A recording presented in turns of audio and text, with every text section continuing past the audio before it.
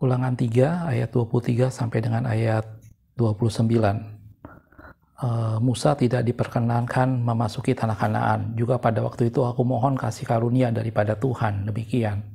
Ya Tuhan Allah, Engkau telah memulai memperlihatkan kepada hamba-Mu ini kebesaran-Mu dan tangan-Mu yang kuat, sebab Allah manakah di langit dan di bumi yang dapat melakukan perbuatan perkasa seperti Engkau. Biarlah aku menyeberang dan melihat negeri yang baik yang di seberang sungai Yordan, tanah pegunungan yang baik itu, dan gunung Libanon. Ayat 26. Tetapi Tuhan murka terhadap aku oleh karena kamu tidaklah mendengarkan permohonanku.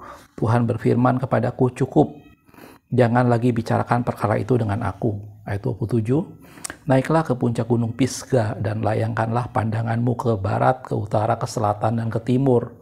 Dan lihatlah baik-baik, sebab sungai Yordan ini tidak akan kau seberangi. Dan berilah perintah kepada Yosua, kuatkan dan teguhkanlah hatinya, sebab dialah yang akan menyeberang di depan bangsa ini, dan dialah yang akan memimpin mereka sampai mereka memiliki negeri yang akan kau lihat itu. Demikianlah kita tinggal di lembah di tentangan Bet Peor. Oke, shalom saudaraku, kita ketemu lagi di channel Pelita Kakiku, karena firman-Mu adalah pelita bagi kakiku dan terang bagi jalanku. Hari ini saya melanjutkan pembahasan tentang Yesus dalam kitab Musa dan kitab para nabi, gitu ya. Dan kemarin kita terakhir sudah membahas mengenai Jesus in the book of Numbers. Hari ini saya melanjutkan mengenai Jesus in the book of Deuteronomy, Yesus dalam kitab Ulangan.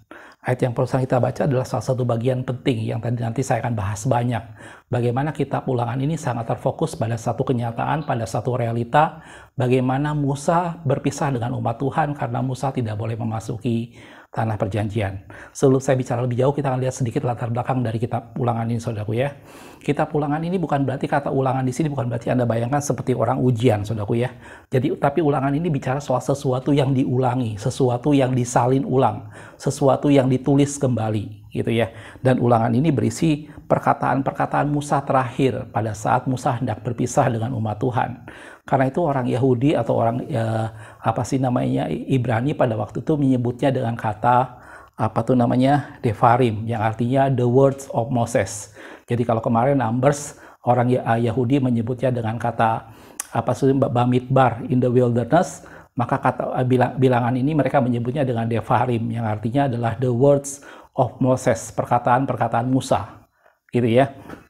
Kita akan lihat dalam Ulangan 1 ayat yang pertama dikatakan, inilah perkataan-perkataan yang diucapkan Musa kepada seluruh orang Israel di seberang sungai Yordan. Jadi benar-benar Ulangan ini Musa menceritakan segala sesuatunya. Musa menyampaikan pesan dia terakhir pada saat dia berada di seberang sungai Yordan menjelang mereka masuk, gitu ya. Di padang gurun, di Araba Yordan, di tentangan Suf, antara Paran dan Tofel, Laban, Haserot, dan di Sahab, gitu ya. Nah, kata Ulangan ini sendiri berasal dari bahasa Yunani, gitu ya. Kalau dalam bahasa Inggris kita mengenal istilah Deuteronomy.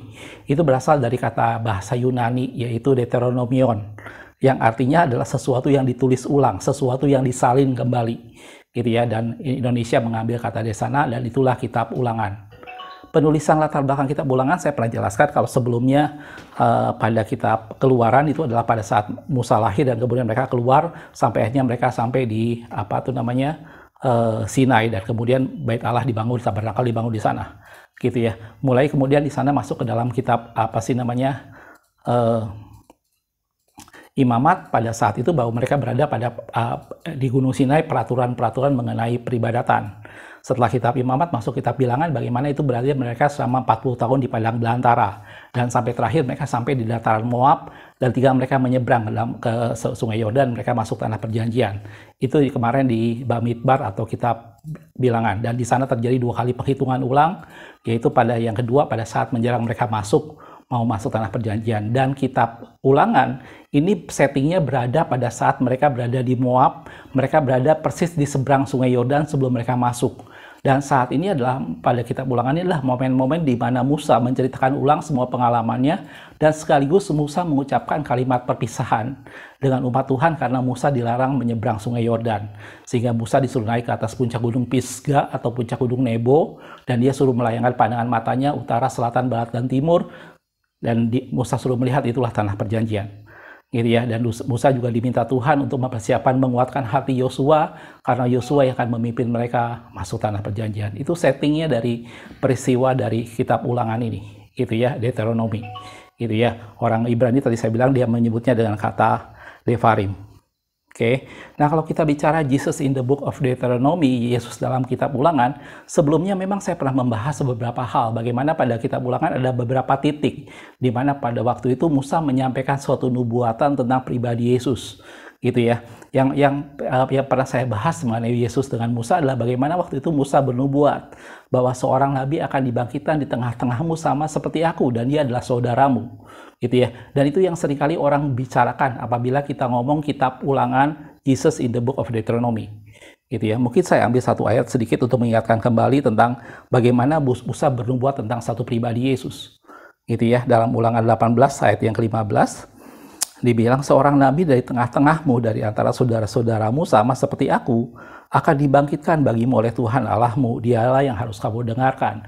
Dan ini bicara bagaimana Musa bernubuat tentang pribadi Yesus, yang kemudian kalau kita lihat dalam perjanjian baru pun kalimat ini sempat diulang pada masa gereja mula-mula, gitu ya.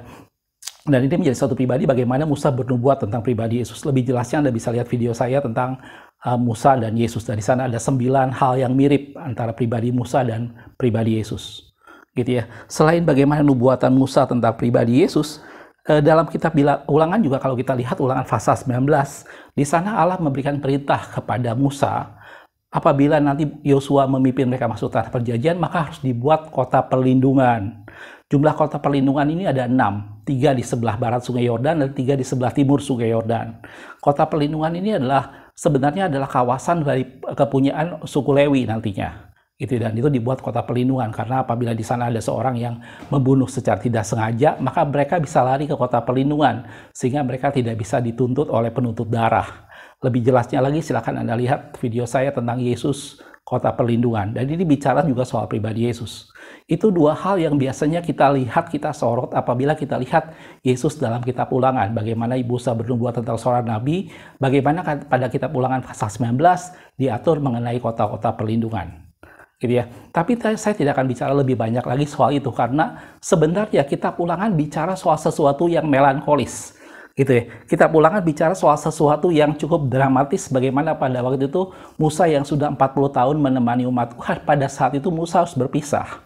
Dan justru perpisahan ini menjadi sesuatu hal yang momen penting, gitu ya. Dan itu memproyeksikan tentang pribadi Yesus sebenarnya, gitu ya. Jadi kita akan lihat lebih banyak lagi mengenai hal itu, gitu. Di awal tadi saya sudah tunjukkan satu ayat bagaimana pada waktu itu Musa bercerita kepada umat Tuhan bahwa Tuhan melarang dia masuk akibat pelanggaran yang Musa lakukan, dan kemudian dikatakan dalam firman Tuhan, aku sudah memohon belas kasihan, tetapi Tuhan bilang cukup, tidak perlu lagi ngomong soal itu, gitu ya. Engkau tidak akan masuk tanah perjanjian, naik ke atas gunung Pisga dan pandanglah itu semua, gitu ya. Dan itu ada di Ulangan pasal ketiga di awal-awal. Dan kalau kita lihat di Ulangan pasal terakhir, Musa ngomong itu lagi, gitu ya. Mungkin kita lihat sedikit saudaraku, dalam Ulangan pasal 32 ayat 49 sampai 52 dikatakan, naiklah ke atas pegunungan Abarim. Tadi puncak gunung Pisga, itu pegunungan Abarim juga sama, ke atas gunung Nebo. Jadi ini ada beberapa nama saudaraku yang kurang lebih tepatnya sama.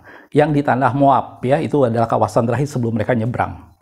Di tentangan Yeriko, pandanglah ke tanah Kanaan yang aku berikan kepada orang Israel menjadi milikmu, menjadi miliknya.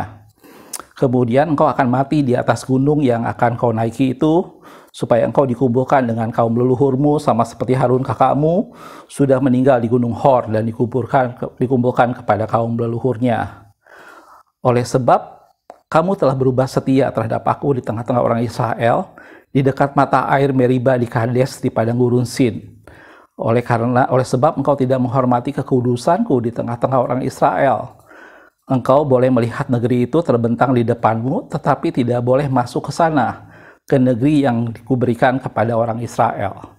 Jadi di awal kitab Ulangan maupun di akhir kitab Ulangan ini berbicara soal bagaimana Musa menceritakan bahwa dia tidak boleh masuk tanah perjanjian. Ini sebenarnya fokus utama kitab Ulangan, gitu ya. Jadi saya bilang tadi selain nubuatan bagaimana Musa bernubuat tentang seorang nabi seperti dia, bagaimana ada kota perlindungan di Ulangan pasal 16 yang tidak lain bicara soal pribadi Yesus. Yesus pada kitab Ulangan terjadi menjadi sesuatu hal yang ada pada peristiwa di awal dan di akhir kitab Ulangan pada waktu Musa mengatakan perpisahan.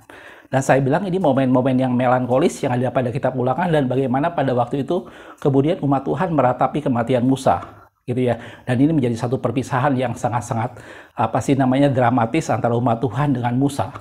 Gitu. Tetapi sebenarnya peristiwa ini justru menjadi gambaran, peristiwa ini justru menjadi manifestasi pribadi Yesus dalam kitab Ulangan. Gitu ya. Kalau kita lihat apa sih yang menyebabkan sebenarnya Musa tidak boleh masuk, saya yakin Anda dan saya tentu sangat tahu cerita ini, bagaimana pada waktu Musa umat Tuhan mengeluh, dan kemudian firman Tuhan datang kepada Musa, suruh Musa berkata kepada batu itu supaya batu itu mengeluarkan air. Tetapi kemudian Musa karena emosi, karena dapat tekanan dari umat Tuhan pada waktu itu, Musa memukul batu itu 2 kali, dan kemudian keluarlah air, dan umat Tuhan bisa minum dengan ternaknya semua. Gitu ya. Dan kemudian akibat peristiwa itu, Musa kemudian tidak boleh masuk ke tanah perjanjian. Gitu ya. Banyak orang kemudian yang menggambarkan bahwa ini suatu bentuk kegagalan seorang Musa. Gitu ya. Sehingga akhirnya seringkali orang menggambarkan Musa yang segitu luar biasa dari sejak awal dipakai Tuhan dengan tanda-tanda ajaib dan memimpin umat Tuhan dalam perjalanan di padang gurun, berakhir dengan tragis bagaimana dia tidak boleh masuk tanah perjanjian hanya karena dia memukul batu yang seharusnya dia hanya mengatakan saja.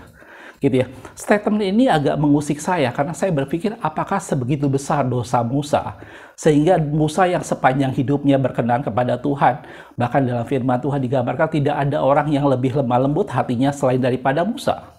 Dan tadi di ayat yang pertama digambarkan bahwa aku sudah memohon belas kasihan Tuhan supaya Tuhan mengizinkan dia masuk, tetapi Tuhan bilang tidak. Jangan bicarakan hal itu lagi denganku, kata Tuhan seperti itu. Yang mengusik saya, sebegitu besarkah dosa Musa sehingga Musa tidak diizinkan masuk tanah perjanjian, gitu ya. Apakah dosa Daud pada waktu Daud berzinah dengan Batseba tidak lebih besar dari itu? Bukankah kemudian Daud bertobat dan keturunan dari Batseba lahir Salomo? Gitu ya. Kenapa pas bagian Musa seakan-akan dia tidak diampuni? Sebegitu besarkah dosa Musa sehingga Musa tidak boleh masuk tanah perjanjian? Gitu ya. Waktu saya berpikir, saya merenungkan, saya berdoa tentang hal ini, saya melihat bahwa justru inilah titik penting dalam kitab Ulangan. Gitu ya. Kita akan sedikit lebih jauh lagi mengenai hal ini, saudaraku, dan ini justru berbicara tentang pribadi Yesus. Gitu ya. Sebelumnya saya ingin jelaskan dulu bahwa kematian Musa, jangan Anda pikir bahwa Musa mati dalam penghukuman. Musa mati dengan segala penuh kemuliaan. Gitu ya. Kalau kita lihat dalam Ulangan 34 ayat yang ke-5 sampai ke-7 dikatakan, lalu matilah Musa hamba Tuhan itu di sana di tanah Moab sesuai dengan firman Tuhan, dan dikuburkannya dia di suatu lembah di tanah Moab di bentangan Bet Peor, dan tidak ada orang yang tahu kuburnya sampai hari ini. Satu kenyataan yang luar biasa bagaimana pada waktu itu malaikat Tuhan menyembunyikan kubur Musa, dan Musa tidak pernah diketahui kuburnya maupun jasadnya. Gitu ya. Lanjutannya, Musa berumur 120 tahun ketika ia mati, matanya belum kabur dan kekuatannya belum hilang. Jadi Anda bayangkan seorang dengan umur 120 tahun, dia dalam satu kondisi yang masih prima. Jadi Musa mati bukan karena tua, Musa mati bukan karena sesuatu di mana usianya sudah sangat lanjut dan kekuatannya hilang. Di firman Tuhan dikatakan matanya belum kabur, kekuatannya dulu hilang. Kalau Anda lihat peristiwa pada waktu Daud mati, dikatakan dia sudah tua, dia sudah ubanan, bahkan dikatakan dia mati dalam segala kemuliaan dan penuh dengan kekayaan. Tapi Daud mati karena usianya tua, gitu. Walaupun tidak 120 tahun seperti dengan Musa. Tetapi Musa digambarkan satu pribadi yang 120 tahun dan dia masih sangat kuat. Kekuatannya belum hilang, bahkan dikatakan matanya belum kabur. Gitu ya. Tetapi yang menarik di sini adalah Musa dikuburkan dan tidak ada seorang pun yang tahu kuburnya sampai dengan hari ini. Gitu ya. Dan ini menjadi sesuatu hal bagaimana Musa disembunyikan Tuhan, di mana Musa berada bersama dengan Tuhan dalam segala kemuliaannya. Gitu ya. Bahkan kuburnya, tubuhnya pun sekalipun tidak diketahui. Gitu ya. Orang sampai saat ini tahu di mana Yesus pernah dibaringkan. Orang berwisata ke sana, tetapi sampai saat ini dalam firman Tuhan tidak ada yang tahu di mana kubur Musa. Gitu ya. Kubur Abraham, Ishak, Yakub semua orang tahu. Bahkan di mana Yesus pernah dibaringkan, saya sudah bilang tadi, itu jadi tempat wisata di mana orang tahu. Tetapi kubur Musa sampai saat ini tidak pernah diketahui. Gitu ya. Dan kalau Anda lihat dalam kitab Yudas, saudaraku, ada satu hal yang menarik di sana bagaimana digambarkan bahwa Mikael itu sempat berselisih paham, sempat berebut dengan iblis mengenai jasad Musa, mengenai tubuh Musa, gitu ya. Dalam Yudas 1 ayat 9 dikatakan, tetapi penghulu malaikat Mikael ketika dalam suatu perselisihan bertengkar dengan iblis mengenai mayat Musa. Jadi saya bisa bayangkan pada waktu itu iblis menuntut mayat Musa. Karena iblis melihat bahwa Musa seorang yang melanggar firman Tuhan. Musa seorang yang harus dihukum. Dan iblis menuntut tubuh Musa. Tetapi Mikael membelanya. Gitu ya. Dia lanjutannya tidak berani menghakimi iblis itu dengan kata-kata hujatan. Tetapi katanya kiranya Tuhan menghadik engkau. Gitu ya. Dari sini saya ingin menggambarkan bahwa Musa bukan mati dalam penghukuman, tetapi Musa mati karena tugasnya sudah selesai. Musa mati karena dalam kondisi dia belum kabur, kekuatannya belum hilang, matanya belum kabur. Gitu ya. Musa mati karena dia sudah mengakhiri tugasnya dan dia mati dengan segala kemuliaannya bersama dengan Tuhan. Dan firman Tuhan katakan, tidak ada seorang pun yang tahu di mana kuburnya. Dan dalam Yudas digambarkan bahwa Mikael berselisih paham dengan iblis mengenai mayat Musa. Dan Mikael memegang itu semua. Karena itu dalam firman Tuhan tidak ada seorang pun yang tahu di mana kubur Musa sampai saat ini. Gitu ya. Bahkan kalau kalian lihat satu peristiwa bagaimana Yesus Transfiguration muncul dengan segala kemuliaan, di sana nampak Musa dan Elia. Betul saudaraku? Jadi Musa satu pribadi yang mengakhiri segala sesuatunya dengan baik. Satu pribadi yang mengakhirinya sesuai dengan tanggung jawab, sesuai dengan tugas yang seharusnya dia lakukan. Gitu ya. Musa sama sekali bukan gambaran orang yang gagal. Musa sama sekali bukan gambaran orang yang akhirnya dihukum Tuhan. Tetapi menjadi satu gambaran pribadi yang mengakhiri sesuatu dengan gilang gemilang. Satu pribadi yang mengakhiri suatu tugas dengan sempurna. Seperti yang Tuhan tugaskan dalam hidupnya. Gitu ya. Itu yang pertama kali kita ingin lihat mengenai kematian Musa. Jelas saudaraku, ini menjadi sesuatu hal yang luar biasa tentang kematian Musa ini. Gitu ya. Nah sekarang kalau kita kembali, kalau gitu apa dong sebenarnya yang mengakibatkan Musa tidak boleh masuk tanah perjanjian? Gitu ya. Tadi saya dibilang permasalahannya ada dua hal yang ingin saya perhatikan sama-sama. Yang pertama adalah Musa tidak boleh masuk tanah perjanjian karena Musa memukul batu. Gitu ya. Dan yang kedua, Musa tidak boleh masuk tanah perjanjian adalah karena Tuhan sudah mempersiapkan seorang yang lain untuk memimpin umat Tuhan masuk tanah perjanjian, yaitu Yosua. Gitu ya. Jadi dua hal ini nanti yang kita akan sama-sama sorot. Oke. Yang pertama adalah Musa melakukan sesuatu di mana dia memukul batu. Memang betul, saudara, kalau Anda lihat dalam kitab Bilangan, saya pernah membahas kitab Bilangan, walaupun saya tidak menyinggung khusus mengenai hal ini. Saya pernah membahas kitab Bilangan bagaimana pada waktu itu umat Tuhan berkeluh kesah dan kemudian Tuhan berjuru pada Musa, katakanlah kepada batu itu supaya mengeluarkan air, gitu ya. Mungkin kita lihat sedikit untuk mengingatkan kembali saudaraku dalam Bilangan 20 ayat 8 dikatakan, ambillah tongkatmu dan engkau dan Harun kakakmu harus menyuruh umat itu berkumpul. Lanjutannya, katakanlah di depan mata mereka kepada bukit batu itu supaya diberi airnya. Katakanlah di depan mereka kepada bukit batu. Lanjutannya, demikianlah engkau mengeluarkan air dari bukit batu itu bagi mereka dan memberi minum umat itu serta ternaknya. Allah sudah menyuruh untuk mengatakan di depan umat Tuhan kepada bukit batu. Lanjutannya di ayat 11 di Bilangan 20. Sesudah itu Musa mengangkat tangannya lalu memukul bukit batu itu dengan tongkat 2 kali. Maka keluarlah banyak air sehingga umat itu dan ternak mereka dapat minum. Gitu ya. Ini memang sesuatu yang mengakibatkan Musa tidak boleh masuk tanah perjanjian. Gitu ya. Dan saya pernah jelaskan juga dalam satu ayat yang lain dalam firman Tuhan dikatakan bahwa yang disebut dengan bukit batu atau batu karang itu adalah pribadi Yesus. Gitu ya. Dalam 1 Korintus 10 ayat yang keempat dikatakan, dan mereka semua minum minuman rohani yang sama, sebab mereka minum dari batu karang rohani yang mengikuti mereka, dan batu karang itu ialah Kristus. Gitu ya. Jadi ini menjadi satu gambaran pertama bahwa Musa memukul bukit batu itu sehingga mengeluarkan air. Padahal seharusnya dalam firman Tuhan dikatakan bahwa Musa hanya berkata saja kepada bukit batu itu. Gitu ya. Dan ini menjadi penyebab, ini menjadi alasan Musa tidak boleh masuk tanah perjanjian. gitu ya. Dan Musa sudah meminta belas kasihan Tuhan, dia sudah memohon kasih karunia dari Tuhan untuk diizinkan. Tetapi Tuhan bilang jangan bicarakan hal itu lagi. Tentunya bukan bicara Tuhan tidak mengampuni Musa. Tentunya bukan bicara masalah dosa Musa yang sebegitu besar sehingga Musa tidak boleh masuk. Tentunya bukan hal itu. Tetapi peristiwa ini menjadi satu gambaran. Peristiwa ini menjadi satu contoh, menjadi satu potret bagaimana seseorang yang memukul bukit batu, gitu ya. Dan dalam firman Tuhan digambarkan bahwa bukit batu yang dimaksud itu adalah Kristus. Jelas, Anda bisa mulai nangkap di sini, gitu ya. Musa di sana menjadi potret, menjadi gambaran. Tindakan Musa menjadi satu peristiwa bahwa kalau seseorang memukul bukit batu, maka dia tidak boleh masuk tanah perjanjian. Gitu ya. Dan ini menjadi gambaran seperti itulah orang-orang yang mulai menyalibkan Yesus, memukul Kristus. Gitu ya. Karena digambarkan dalam firman Tuhan bahwa Yesus itulah bukit batu. Gitu. Kalau Anda lihat dalam Yesaya dikatakan bahwa penyakit kita lah yang ditanggungnya, saya yakin kita udah tahu. Kita mengira dia ditindas dan dipukul Allah. Hanya Allah yang boleh mengizinkan, merelakan anaknya menderita sengsara, anaknya menderita pukulan.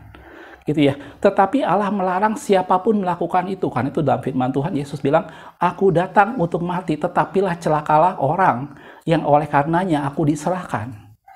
Gitu ya. Jadi ini menjadi satu peringatan buat semua umat Tuhan, khususnya orang Israel pada waktu itu, di mana ini merupakan nubuatan. Bagaimana bangsa Israel satu saat akan menyalibkan Yesus. Bagaimana ini menjadi satu gambaran bahwa satu saat orang Israel, orang-orang yang Musa pimpin saat itu, mereka akan menyalibkan, mereka akan memukul bukit batu. Gitu ya. Dan itu menjadi satu analogi, menjadi satu gambaran yang sudah Musa lakukan terlebih dahulu, bahwa mereka tidak bisa masuk tanah perjanjian karena mereka memukul bukit batu, yaitu Kristus. Jelas, Bapak? Kita lihat dalam Markus 14 ayat 21 dikatakan, anak manusia memang akan pergi sesuai dengan yang tertulis tentang dia. Tetapi celakalah orang yang olehnya anak manusia itu diserahkan. Adalah lebih baik bagi orang itu sekiranya ia tidak dilahirkan. Ini menjadi peringatan kepada umat Tuhan, kepada orang Israel pada waktu itu. Hati-hati dengan bukit batu. Kita cukup berkata kepada bukit batu, maka bukit itu akan mengeluarkan air. Gitu ya. Kita tidak boleh memukulnya. Allah hanya mengizinkan anaknya satu kali dipukul oleh dia sendiri. Gitu ya. Tidak ada manusia siapapun yang boleh memukul sang bukit batu. Gitu ya. Dan itu menjadi satu peringatan yang sudah Musa contohkan bahwa seseorang yang memukul bukit batu, dia tidak boleh masuk tanah perjanjian. Dan ini peringatan buat umat Tuhan, buat orang Israel pada waktu itu.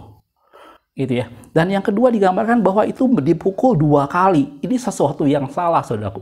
Gitu ya. Sudah dipukul, dilakukan itu 2 kali. Padahal dalam firman Tuhan dikatakan Yesus hanya boleh mati 1 kali. Gitu ya. Dan Musa waktu itu memukulnya 2 kali. Dan ini juga menjadi peringatan buat semua manusia, buat semua umat Tuhan, khususnya yang sudah mengenal Tuhan, bahwa kita tidak boleh sampai menyalibkan Yesus buat yang kedua kalinya. Dalam Ibrani 6 ayat yang keempat sampai ayat yang ke-6 dikatakan, sebab mereka yang pernah diterangi hatinya dan pernah mengecap karunia sorgawi dan yang pernah mendapat bagian dalam Roh Kudus dan yang mengecap firman yang baik dari Allah dan karunia-karunia dunia yang akan datang, namun murtad lagi, kata firman Tuhan, tidak mungkin diperbaharui sekali lagi sedemikian sehingga mereka bertobat, sebab mereka menyalibkan lagi anak Allah bagi diri mereka dan menghinanya di muka umum. Jadi Musa menjadi prototipe. Musa merelakan hidupnya tanpa dia sadar, itu menjadi prototipe buat orang Israel dan semua manusia. Bahwa tidak boleh menyia-nyiakan keselamatan, tidak boleh menyia-nyiakan bukit batu yang menyediakan air bagi mereka. Bukan dengan cara memukulnya, apalagi sampai memukulnya 2 kali. Gitu ya. Dan ini gambaran tentang pribadi Yesus dalam kitab Ulangan. Ini yang pertama, saudara. Dan yang kedua tadi adalah, tadi saya sudah bilang, Musa bukan mati dalam penghukuman, Musa bukan mati dalam kegagalan, tetapi Musa mati bersama dengan Tuhan dalam segala kemuliaannya. Gitu ya. Dan yang mengakibatkan Musa tidak bisa masuk ke tanah perjanjian, yang pertama tadi saya sudah jelaskan, bagaimana Musa melanggar kekudusan Tuhan dengan cara memukul bukit batu tadi. Dan yang kedua, karena Tuhan sudah mempersiapkan seseorang yang adalah Yosua untuk memimpin umat Tuhan masuk tanah perjanjian. Kita bahas yang kedua, saudara. Gitu ya. Nama Yosua sendiri sebenarnya muncul pada waktu pertama kali umat Tuhan bertempur di Rafidim dengan orang Amalek, dan Yosua di sana memimpin pertempuran. Gitu ya. Sebenarnya nama Yosua aslinya bukan Yosua, namanya adalah Hosea dari suku Efraim, Hosea bin Nun, gitu ya. Dan kemudian Musa mengganti namanya, Hosea ini menjadi Yosua. Kita lihat sedikit ayatnya, saudaraku. Bilangan 13 ayat 16 dikatakan, itulah nama orang-orang yang disuruh Tuhan untuk mengintai negeri itu. Itu mengenai 12 pengintai, saudaraku ya. Dan Musa menamai Hosea bin Nun itu Yosua, gitu ya. Ini di sini salah satu bagian di mana waktu itu Musa mengganti nama Hosea bin Nun ini menjadi nama Yosua. Dan kita tahu itu adalah Yosua yang akan memimpin umat Tuhan masuk dalam tanah perjanjian. Nama Hosea itu artinya penyelamat, gitu ya. Kemudian Musa mengganti menjadi nama Yosua. Sebenarnya Yosua namanya kurang lebih sama, tetapi ada sesuatu yang istimewa pada nama Yosua, itu berasal dari akar kata Yehosua, yang sebenarnya akar katanya sama dengan nama Yesus, gitu ya, yang artinya adalah Allah Sang Penyelamat. Dan Musa mengganti nama Hosea bin Nun menjadi nama Yosua, gitu ya. Kalau kita lihat ayat yang di Ulangan 1 ayat 38 dikatakan, Yosua bin Nun pelayanmu, dialah yang akan masuk ke sana. Berilah kepadanya semangat, sebab dialah yang akan memimpin orang Israel sampai mereka memiliki negeri itu. Gitu ya. Alasannya kedua, karena ada Yosua yang sudah Tuhan persiapkan untuk masuk memimpin umat Tuhan masuk tanah perjanjian. Dan Yosua berasal dari nama yang asalnya diubah oleh Musa, asalnya Hosea, artinya seorang penyelamat, dan Musa mengubahnya menjadi Yosua, yaitu Allah Sang Penyelamat. Dan nama Yosua berakar dari kata Yehosua yang artinya sama dengan nama Yesus Tuhan kita, gitu ya. Nanti saya akan tunjukkan apa sih namanya, korelasinya lebih banyak lagi, saudaraku. Dan yang menarik, saudaraku, bahwa kalau kita bicara soal orang yang boleh masuk ke dalam tanah perjanjian, semua orang yang keluar dari Mesir 20 tahun ke atas, mereka semua mati di padang gurun, kecuali yang 20 tahun ke bawah baru boleh masuk tanah perjanjian, kecuali Hosea bin Nun atau tadi dibilang Yosua dan Kaleb bin Yefune, yang saya yakin Anda udah kenal dua tokoh ini pada peristiwa 12 pengintai, gitu ya. Hosea bin Nun atau Yosua ini berasal dari suku Efraim, dan Kaleb bin Yefune ini berasal dari suku Yehuda, gitu ya. Yang menarik kalau Anda perhatikan bahwa Efraim dalam firman Tuhan dikatakan, kalau Anda lihat sejarah, atau saya pernah bahas satu video tentang Yesus dan hak kesulungan, Efraim itu anak Yusuf yang bungsu. Anak Yusuf ada dua, Manase dan Efraim. Anak Yusuf yang bungsu, yang kedua itu adalah Efraim. Dan pada saat diberkati, kemudian tangannya disilangkan, Ishak disilangkan, dan kemudian hak kesulungan berada pada Efraim. Suku Efraim ini bicara adalah suku yang menjadi hak kesulungan untuk bangsa Israel, gitu ya. Dan Hosea bin Nun atau yang tadi namanya Yosua itu adalah dari suku Efraim, dan ini bicara soal hak kesulungan. Dan tadi saya bilang yang kedua adalah Kaleb bin Yefune, dan dia adalah dari suku Yehuda, gitu ya. Jadi dua orang yang boleh masuk tanah perjanjian, yang memimpin mereka masuk tanah perjanjian, adalah seseorang dari suku Yehuda dan memiliki hak kesulungan, gitu ya. Pertama, nama Yosua itu akar katanya Yehosua, sama dengan nama Yesus. Dan yang kedua, yang boleh masuk tanah perjanjian itu dipimpin oleh seorang yang berasal dari suku Yehuda, dan kemudian dia memiliki hak kesulungan. Dan ini bicara soal pribadi Yesus. Nama Kaleb tidak pernah disebutkan lagi setelahnya, saudaraku.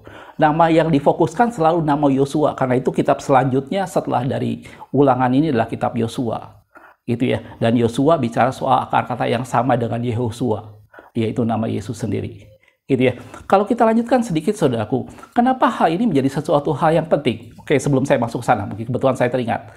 Kalau Anda lihat salah satu bagian nubuatan firman Tuhan dalam kitab Sakaria, nama Yosua ada banyak dalam firman Tuhan, saudaraku. Tetapi ada satu yang menarik dalam kitab Sakaria, bagaimana waktu itu Sakaria mendapat penglihatan tentang imam besar Yosua, gitu ya. Imam besar Yosua ini tentunya berbeda dengan Yosua bin Nun, ya saudaraku ya. Imam besar ini adalah Yosua bin Sosadak, yang adalah pada waktu itu seorang imam besar pada zaman Serubabel, gitu ya. Tetapi ini menjadi satu gambaran lambang daripada Sang Tunas.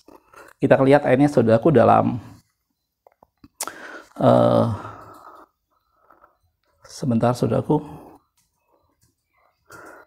Dalam Sakaria 3 ayat 8 dikatakan, dengarkanlah, hai imam besar Yosua, engkau dan teman-temanmu yang duduk di hadapanmu, sungguh kamu merupakan suatu lambang, sebab sesungguhnya aku mendatangkan hambaku, yakni Sang Tunas, Di sana Sakaria mendapat penglihatan tentang satu pribadi Yosua, tetapi itu merupakan suatu lambang tentang satu pribadi yang sesungguhnya, yaitu Sang Tunas.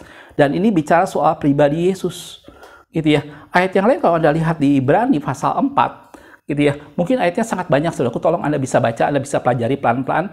Video ini bisa Anda stop dulu, kemudian Anda cari ayat-ayatnya. Silakan Anda bisa baca. Di Ibrani pasal yang 4, di sana digambarkan tentang tempat perhentian.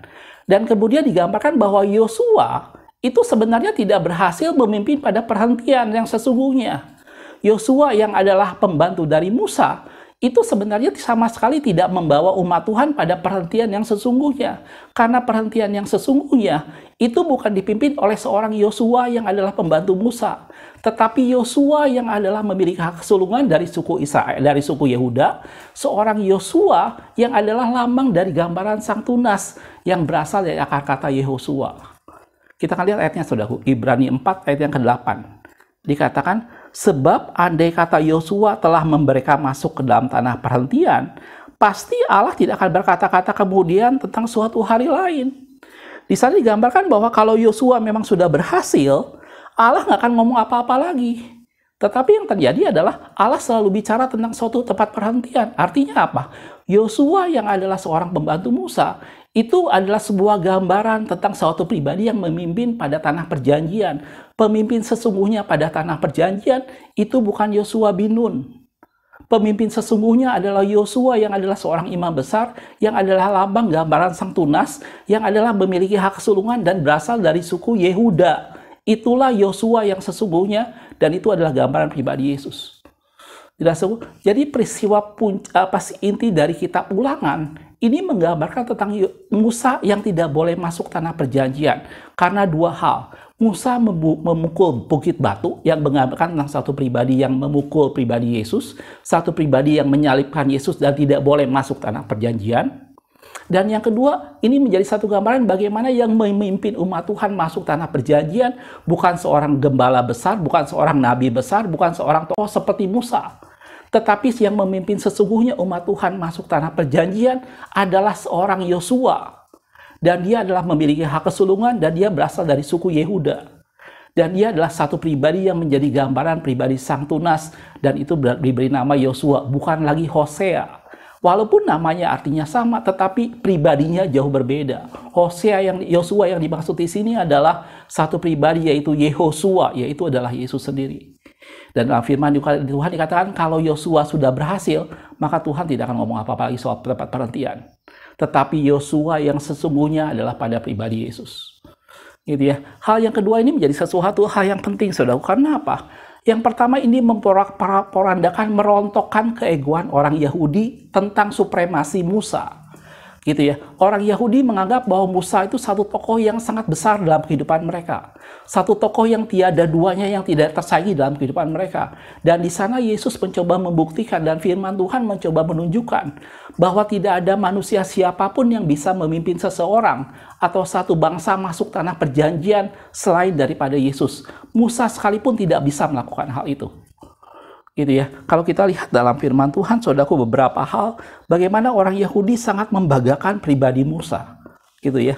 Yohanes 9 ayat 28 dikatakan, sambil mengejek mereka berkata kepadanya, engkau murid orang itu. Mereka mengejek murid-murid Yesus. Dikatakan engkau murid orang itu, tetapi kami murid-murid Musa. Wah, mereka merasakan kami loh murid-murid Musa, kami loh bangsa yang dipimpin oleh Musa. Tapi mereka harus melihat kenyataan bahwa Musa tidak bisa memimpin mereka masuk tanah perjanjian. Yang memimpin mereka masuk tanah perjanjian itu ada orang yang mereka ejek di depan mereka. Itulah Yosua yang sesungguhnya. Jelas, saudaraku? Kalau kita lihat lagi dalam Yohanes 5 ayat 45 dikatakan, janganlah kamu menyangka bahwa aku mendakwa kamu di hadapan Bapa. Yang mendakwa kamu adalah Musa, yaitu Musa yang kepadanya kamu menaruh pengharapanmu. Orang Yahudi dengan sangat bangga bahwa dia adalah pengikut Musa dan menaruh pengharapannya pada Musa. Tapi ada satu realita yang mereka tidak bisa tolak, bahwa Musa tidak bisa memimpin mereka masuk tanah perjanjian. Yang memimpin mereka masuk tanah perjanjian adalah Yosua, yaitu pribadi Yesus itu sendiri, bukan Yosua bin Nun. Yosua bin Nun hanya gambaran tentang Sang Tunas, yaitu Yesus sendiri. gitu ya. Dan ini yang merontokkan supremasi mereka. Mereka bisa ngomong apapun tentang Musa. Mereka bisa ngomong apapun tentang kebesaran dan keluarga luar biasa Musa. Tetapi satu kenyataan yang tidak bisa ditolak. Hanya Yesus yang memimpin mereka masuk tanah perjanjian. Gitu ya. Dalam Yohanes 1 ayat 17, di sana juga dibandingkan tentang satu kenyataan bahwa kasih karunia itu datangnya dari Yesus sendiri. Dalam Yohanes 1 ayat 17 dikatakan, sebab hukum Taurat diberikan oleh Musa, tetapi kasih karunia dan kebenaran datang oleh Yesus Kristus. Jelas ini berbeda, saudara. Jadi kalau saya buat satu video kemarin tentang Yesus dengan Musa, digambarkan bahwa ada 9 hal yang mirip antara pribadi Yesus dengan Musa. Dan pertama, Musa sudah bernubuat seorang nabi, seperti aku akan dibangkitkan dari antara saudara-saudaramu. Tetapi ada sesuatu yang berbeda. Taurat memang diberikan oleh Musa, tetapi kasih karunia datang dari Yesus. Musa bisa memimpin mereka keluar dari tanah perbudakan dan memimpin mereka di padang belantara. Tetapi hanya Yesus yang memimpin mereka masuk tanah perjanjian. Hanya Yesus yang membawa mereka pada perhentian yang sesungguhnya. Dan itu kenyataan yang mau tidak mau orang Yahudi harus terima. Gitu ya. Dan yang kedua, ini jadi suatu peringatan juga buat kita semua, umat Tuhan secara umum. Gitu ya. Karena tadi saya sudah gambarkan bahwa Zakaria pernah mendapat penglihatan bahwa Yosua yang dimaksud itu hanya merupakan suatu gambaran tentang Sang Tunas. Gitu ya. Anda dan saya tidak ada seorang pun di antara kita, tidak ada seorang nabi besar pun atau siapapun juga yang membawa kita pada penghentian yang sesungguhnya kehidupan kekal selain pribadi Yesus. Gitu ya. Dan ini menjadi satu gambaran buat Anda dan saya. Jelas aku? Dari sini saya sama-sama melihat bahwa ini menjadi sesuatu hal yang penting, ini menjadi sesuatu hal yang melankolis yang disampaikan oleh Musa kepada umat Tuhan di kitab Ulangan. Gitu ya. Kitab Ulangan bukan bicara soal bagaimana Musa satu pribadi yang gagal. Tidak. Musa berada dalam kemuliaan bersama dengan Tuhan. Tetapi Musa harus mengenapi rencana Tuhan. Jadi saya bisa bayangkan, Musa sepanjang hidupnya sampai dengan matinya, dia melakukan segala sesuatu demi mengenapi suatu rencana Tuhan. Gitu ya. Dan Musa sudah memohon pada Tuhan kasih karunia supaya dia bisa masuk, tetapi Tuhan bicara tidak. Gitu ya. Bukan semata-mata Musa dihukum, bukan semata-mata Musa dalam hukuman, tidak. Tetapi karena pengorbanan Musa untuk tidak masuk tanah perjanjian menjadi suatu peringatan buat manusia seluruh dunia, termasuk orang Israel sampai saat ini. Gitu ya. Bagaimana dia tidak bisa masuk karena dia memukul batu, dan ini bicara soal orang tidak boleh sembarangan menyalibkan Yesus atau memukul pribadi Yesus, dan itu peringatan juga buat Israel dan semua kita orang percaya. Gitu ya. Jangan menyia-nyiakan keselamatan, jangan kita berbalik dan kemudian meninggalkan Tuhan. Tidak ada seorang pun yang bisa masuk tanah perjanjian kalau dia memukul batu itu 2 kali. Gitu ya. Dan yang kedua, ini menjadi satu gambaran bahwa sebenarnya yang membawa kita masuk tanah perjanjian itu bukan tokoh nabi atau tokoh siapapun juga, tetapi yang membawa kita masuk tanah perjanjian adalah Yosua. Bukan Yosua bin Nun, tetapi dia adalah Yosua yang sesungguhnya yang memiliki hak kesulungan, dan dia adalah satu pribadi dari keturunan Yehuda. Gitu ya. Dan ini bicara soal Sang Tunas, bicara soal Yesus sendiri. Jelas aku? Mudah-mudahan dari isi semua bisa melengkapi kita tentang Yesus dalam kitab Ulangan. Dan saya sudah bilang tadi, kitab Ulangan bicara soal bagaimana Musa berpisah dengan umat Tuhan. Dan ini menjadi satu gambaran, seperti itulah yang Musa gambarkan tentang pribadi Yesus yang membawa umat Tuhan dan seluruh manusia pada keselamatan, pada penghentian yang sesungguhnya. Dan tidak ada keselamatan lain di bawah kolong langit ini selain di dalam nama Yesus. Dan dia adalah jalan dan kebenaran dan kehidupan, dan tidak ada seorang pun sampai kepada Bapa tanpa melalui dia. Jelas aku? Karena begitu Allah mengasihi dunia ini sehingga Yesus datang, dan barang siapa percaya kepadanya tidak binasa, melainkan boleh hidup yang kekal. Bersyukur Anda dan saya yang sudah percaya dan mengikut dia. Dan mari latih tubuh kita supaya jangan sampai setelah kita memberitakan Injil kita sendiri ditolak. Jangan tinggalkan keselamatan, mari kerjakan keselamatan yang ada pada Anda dan saya. Mari pertahankan itu semua. Karena kalau kita meninggalkan keselamatan, kita tidak bisa masuk tanah perjanjian. Dan ingat kata firman Tuhan bahwa tidak ada seorang pun, tidak ada seorang nabi besar pun, tidak ada seorang siapapun yang membawa kita masuk tanah perjanjian selain daripada seorang Yosua. Oke saudaraku, makasih sudah menonton. Mudah-mudahan apa yang kita sampaikan menjadi satu pencerahan buat kita semua, dari itulah Yesus dalam kitab Ulangan. Tuhan Yesus memberkati.